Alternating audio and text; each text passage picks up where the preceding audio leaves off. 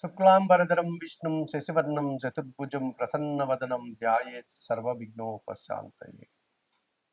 సర్వమంగళమాంగళ్యే శివే సర్వార్థ సాధకే శరణ్యే త్రయంబకే దేవి నారాయణి నమోస్తుతే. జ్యోతిషాభిమానులందరికీ నమస్కారం. 2025 మే నెల 18వ తారీఖు ఆదివారం రోజు పూర్వాభాద్ర నక్షత్రం 3వ పాదము ద్వారా మీనరాశి నుండి రాహువు సాయంత్రం 5 గంటల ప్రాంతంలో కుంభరాశిలోనికి ప్రవేశిస్తున్నాడు.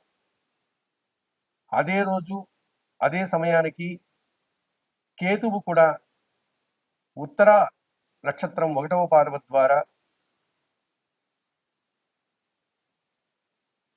కన్యా రాశి నుండి సింహరాశిలోనికి సాయంత్రం 5 గంటలకు ప్రవేశిస్తున్నాడు. అదే ఆదివారం రోజు.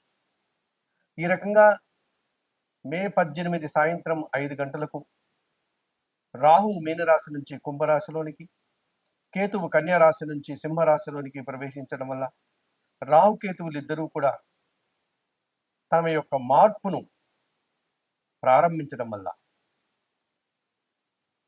ఈ 12 రాశుల మీద వీటి ప్రభావం ఎలా ఉంటుంది? సహజంగానే మనము ఈ ఛాయాగ్రహాలైనటువంటి రాహుకేతువుల గురించి మనం మాట్లాడుకున్నప్పుడు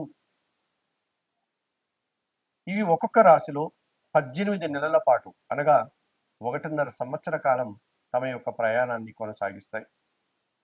శని భగవానుడు ఎలాగైతే 2.5 సంవత్సరం ఒక్కొక్క రాశిలో ప్రవేశించే సంచారాన్ని కొనసాగిస్తాడో, గురువు ఎలాగైతే సంవత్సర కాలం తన సంచారాన్ని ఒక్కొక్క రాశిలో కొనసాగిస్తాడో, ఈ రాహుకేతువులు మాత్రం ఈ మే 18 నుంచి 18 నెలలు అనగా 1.5 సంవత్సర కాలం రాహువు కుంభరాశిలో, కేతువు సింహరాశిలో తమ యొక్క సంచారాన్ని కొనసాగిస్తారు. సహజంగా రాహువు గురించి మనం మాట్లాడుకున్నప్పుడు ఒక పొగ వంటి ఆకారం, భయంకర రూపం, నల్లని శరీరం, వాత ప్రవృత్తి కలిగినటువంటి స్వభావం, వన సంచారం, అతిధైర్యం, సాహసం, పదవి వ్యామోహం, జూదం, గ్యాంబ్లింగు, దురాశ, అత్యాశ, అన్య భాషాభిమానం, అన్య దేశాభిమానం, బలాత్కారం, భ్రష్టత్వం, దొంగబుద్ధి, గొడవలు, కలహాలు, యుద్ధాలు, కేవలం ధనార్జనే ధ్యేయంగా ఉండడం, లేక పదవే ప్రధానంగా భావించడం, కుల మతాలను వ్యతిరేకించడం, సంస్కృతి సాంప్రదాయాలను త్యజించడం, ఇటువంటి ఈ లక్షణాలన్నీ ఉంటాయి. గంగా స్నానం, పితృతర్పణాలు, మరణాలు, శ్మశాన భూములు, ఇటువంటి స్వభావం కలిగినటువంటి ఈ రాహువు ఇప్పుడు కుంభరాశిలోనికి ప్రవేశించాడు. ఇక కేతువు ఇంచుమించుగా రాహు లక్షణాలన్నీ కలిగి ఉండి వాటితో పాటు వైరాగ్యం, మంత్రజపం, అనుష్ఠానం, వేదాంతం, దైవజ్ఞానం, నిరాడంబరత, దీక్షలు, వ్రతాలు, పూజలు, తీర్థయాత్రలు, భిక్షాటన, తంత్ర విద్యలు, సన్యాసం, దేశాటన, తీర్థయాత్రలు, సంసారానికి దూరంగా ఉండడం, నపుంసక లక్షణాలు, సన్యాస లక్షణాలు, ఇవన్నీ కూడా కలిగి ఉంటాడు ఈ కేతు. మరి ఇటువంటి కేతు ఇప్పుడు సింహరాశిలో 18 నెలల పాటు ఆయన ప్రయాణాన్ని కొనసాగిస్తున్నాడు. అందుకే మన వాళ్ళు వైదిక సాంప్రదాయాన్ని అనుసరించేటువంటి జ్యోతిష్ శాస్త్రంలో ఒక సర్పాన్ని గన శరీర మధ్యంలో ఖండిస్తే తల సర్పం సగభాగం రాహువు అయితే, తోక సర్పం సగభాగం కేతువు అని చెప్తారు. ఇదన్నీ కూడా ఒక సింబాలిక్గా, ఒక ప్రతీకగా మన పెద్దవాళ్ళు మనకు చెప్పడం జరిగింది. అటువంటి ఈ రాహుకేతువులు ఇప్పుడు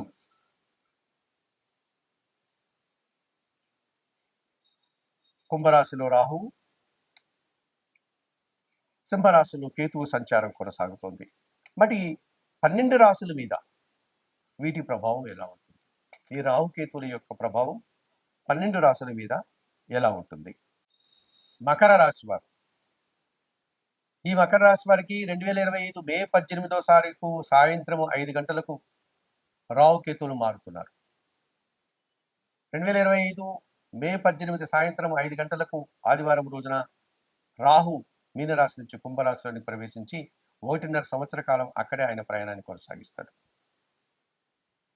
అలాగే 2025 మే 18 ఆదివారం సాయంత్రం 5 గంటలకు కన్యారాశిలో ఉన్నటువంటి కేతు సింహరాశిలోని ప్రవేశించి 1.5 సంవత్సర కాలం పాటు సింహరాశిలోని ప్రయాణాన్ని కొనసాగిస్తాడు. ఇటువంటి రాహుకేతువుల మార్పు సంచారం వల్ల మకర రాశి వారికి ఎటువంటి ఫలితాలు రావడానికి అవకాశం ఉంటుంది?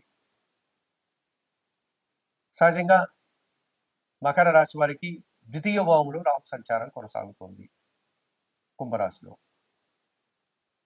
అలాగే అష్టమ భావంలో సింహరాశిలో కేతు సంచారం కొనసాగుతుంది. ఇది కాలసర్పదోషం. మకర రాశి వారికి ద్వితీయ భావంలో రాహు సంచారం కొనసాగించడం వల్ల మీ మాటల వల్ల ఎదుటివారు అపార్థాలు చేసుకోవడం, అభిప్రాయ భేదాలు రావడం, తద్వారా మనస్పర్ధలు వచ్చేటువంటి వాతావరణం కనిపిస్తుంది. స్నేహ బాంధవ్యాలు చెడిపోయేటువంటి వాతావరణం కనిపిస్తుంది. కుటుంబంలో దుబారా ఖర్చులు, దుబారా ఆలోచనలు, కుటుంబ సభ్యుల్ని సంతృప్తిపరచలేనటువంటి నిస్సహాయత, అధిక ఖర్చులు, అధిక శ్రమ, అధిక సమయం వృధా చేసేటువంటి వాతావరణం కనిపిస్తుంది. స్థిరాస్తుల విషయంలో అనవసరంగా ఖర్చులు చేయడం, ఆ రకంగా మీరు వృధా ప్రయాసను, శ్రమను ఎదుర్కోవాల్సి ఉంటుంది. కుటుంబ పరంగా, వ్యాపార పరంగా, విదేశీ వ్యవహారాల పరంగా మీరు అనేక సమస్యలను కొని తెచ్చుకునేవారు అవుతారు ద్వితీయ భావంలో రాహు సంచారం వల్ల.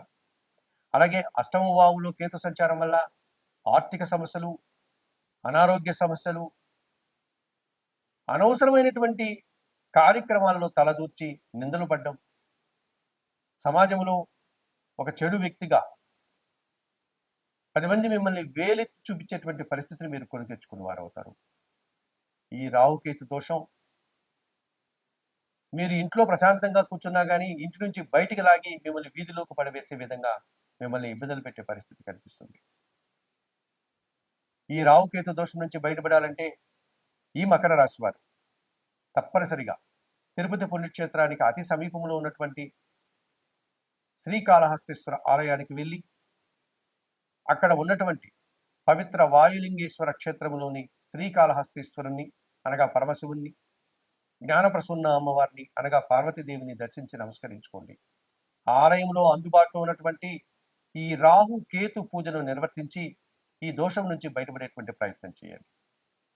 అంత దూరం వెళ్ళలేని వారు, అంత శక్తి సామర్థ్యాలు లేని వారు నిత్యం దుర్గా ఆరాధన చేయండి, శ్రీ సూక్తం చదువుకోండి, శ్రీదేవి ఖడ్గమాల స్తోత్రం చదువుకోండి, ఎర్రటి పూలమాలను దుర్గాదేవికి సమర్పించండి, ఎర్రటి దానిమ్మ పండ్ల గింజను అమ్మవారికి నైవేద్యంగా సమర్పించండి.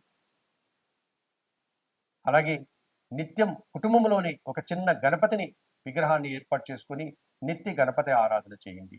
గణపతి స్వామికి ధూప దీప నైవేద్యాలతో పూజించండి, గరికమాలను సమర్పించండి, ఆయనకు మీ చేతనైనంత వరకు నైవేద్య సమర్పణ చేయండి. అలాగే కొన్ని ఉలవలను బాగా ఉడికించి బెల్లం పొడితో కలిపి ఆవులకు ఆహారంగా అందించండి. ఈ రకంగా చేయడం వల్ల కూడా మీరు ఈ కాలసర్ప దోషం నుంచి బయటపడడానికి అవకాశం ఉంటుంది మకర రాశి వారు. మరి ఈ రాహుకేతుల మార్పు, రాహుకేతుల యొక్క సంచారం, ఈ ద్వితీయంలో రాహువు, అష్టములో కేతు సంచారం వల్ల ఈ కాలసర్ప దోషం నివారణ కోసం చెప్పిన విషయాలన్నీ స్వీకరిస్తూ పరిహారాలు పాటిస్తూ ఆయుర ఆరోగ్యాలతో ఆర్థిక అభివృద్ధిని పొందాలని మకర రాశి వారిని మరింతగా కోరుకుంటూ సర్వే జనా సుఖినో భవంతు.